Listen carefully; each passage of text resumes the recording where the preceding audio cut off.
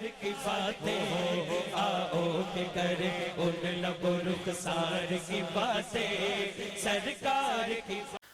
نحمده ونصلي ونسلم على رسوله النبي الكريم اما بعد فاعوذ بالله من الشيطان اللعين الرجيم بسم الله السميع العليم بسم الله الرحمن الرحيم اللهم صل وسلم بارك على سيدنا حبيبنا كريمنا محمد معدن الجود والكرم وآلہ وصحبہ وبارک وسلم۔ انتہائی لائق احترام واجب القدر ناظرین و ناظرات، متوجہین متوجہات، ملائکہ صالحین، ارواح طیبات، السلام علیکم ورحمۃ اللہ وبرکاتہ۔ ناظرین کرام، توحید و شرک کی ہم اقسام پر گفتگو کر رہے تھے، اور آج ہم توحید و شرک کی چھٹی قسم یعنی توحید و شرک فی الاحکام پر گفتگو کریں گے۔ توحید فی الاحکام کیا ہوتی ہے؟ توحید فی الاحکام یہ ہے کہ اللہ ہی حاکم مطلق ہے اور اسی کا حکم ہر حال میں نافذ الامر ہے اور ہر مخلوق پر فرض عین ہے، جیسا کہ رب کریم نے قرآن مجید فرقان حمید میں ارشاد فرمایا، الیس اللہ باحکم الحاکمین، کیا اللہ سب حاکموں سے بڑھ کر حاکم نہیں ہے؟ یہ ہے توحید فی الاحکام۔ اس کے مقابلے میں ہوتی ہے شرک فی الاحکام۔ شرک فی الاحکام یہ ہے کہ اللہ کے مقابلے میں کسی اور کا حکم بھی ہر حال میں نافذ العمل سمجھنا اور فرض عین سمجھنا، یہ شرک ہے، جیسا کہ رب کریم نے قرآن مجید فرقان حمید میں ارشاد فرمایا کہ اتخذوا احبارہم و رہبانہم اربابا من دون اللہ، عیسائی مشرکون نے اللہ کے مقابلے میں اپنے زاہدوں اور عالموں کو رب بنا لیا، یعنی وہ اللہ کے حکم کے مقابل میں اپنے عیسائی راہبوں کے حکم کو فرض جانتے تھے، اور اور جو راہب تھے وہ اللہ کے حلال کردہ کو حرام اور اللہ کے حرام کردہ کو حلال بتاتے تھے۔ یاد رکھیے کہ نبی و رسول اور امام و بزرگ کا حکم بھی ماننا فرض اور لازم ہوتا ہے، اس لیے کہ اللہ ہی نے اس کا حکم دیا ہے، تو یہ شرک نہیں ہے بلکہ اسے ماننے کا اللہ ہی نے حکم دیا ہے۔ اب اس اعتبار سے توحید و شرک فی الاحکام کے اعتبار سے دو قسمیں ہوئی۔ پہلی قسم ہے توحید و شرک فی الحکم الکونی، یعنی اللہ جو چاہتا ہے حکم دیتا ہے تو فوراً ہو جاتا ہے، یہ توحید ہے،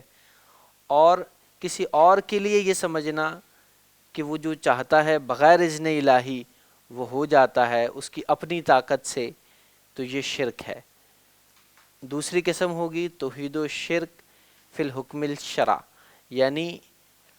شریعت کا حکم جو اللہ دے وہی شریعت ہے، اور جس کے حکم کو وہ شریعت بنا دے وہ شریعت ہے،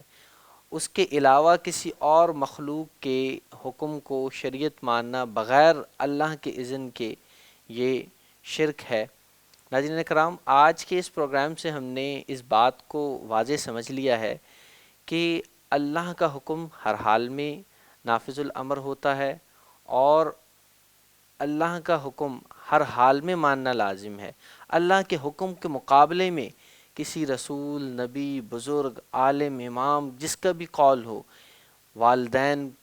تو ہر کسی کے قول کو چھوڑ دیا جائے گا، اس لیے کہ نبی کریم صلی اللہ علیہ وسلم نے فرمایا لا طاعۃ فی معصیۃ اللہ، اللہ کے حکم کے خلاف کسی کی اطاعت نہیں ہے۔ تو یاد رکھیے کہ اللہ کا حکم ہر حال میں نافذ الامر ہے، اور بعض اوقات اللہ کریم کچھ بندوں کو بھی وہ طاقت عطا فرما دیتا ہے کہ ان کے کلمات بھی پر اثر ہو جاتے ہیں، لیکن یہ اللہ کی اطاعت سے ہوتا ہے، جیسا کہ اللہ کریم نے اپنی مخلوق کو یہ طاقت عطا فرمائی، جیسا کہ اللہ کے حکم سے جبرائیل وحی لاتے ہیں، میکائیل ہوائیں چلاتے ہیں اور بارش برساتے ہیں، اسرافیل سور پھونکیں گے، اور میکائیل روح پھونکتے ہیں، روح نکالتے ہیں، تمام ہی انبیاء کرام، جیسا کہ حضرت موسیٰ علیہ السلام کا عصا اژدہا بن گیا اللہ کے حکم سے، اور اسی طرح حضرت عیسیٰ علیہ السلام آپ پھونک مارتے تو پرندے جو مٹی کے بنے ہوتے وہ زندہ ہو جاتے۔ نبی کریم رؤوف الرحیم صلی اللہ علیہ وسلم کبھی سورج کو پلٹاتے، آپ علیہ الصلاۃ والسلام کبھی چاند کے دو ٹکڑے فرماتے، کبھی درخت کو پاس بلواتے، کبھی پتھروں سے کلمہ پڑھاتے، تو یہ اللہ کے حکم اور اطاعت سے ہے۔ اسی طرح جناب ابو بکر صدیق رضی اللہ عنہ، آپ غالب آئے مسلمہ کذاب کے مقابلے میں حضرت عمر رضی اللہ عنہ نے آدھی دنیا پر حکومت کی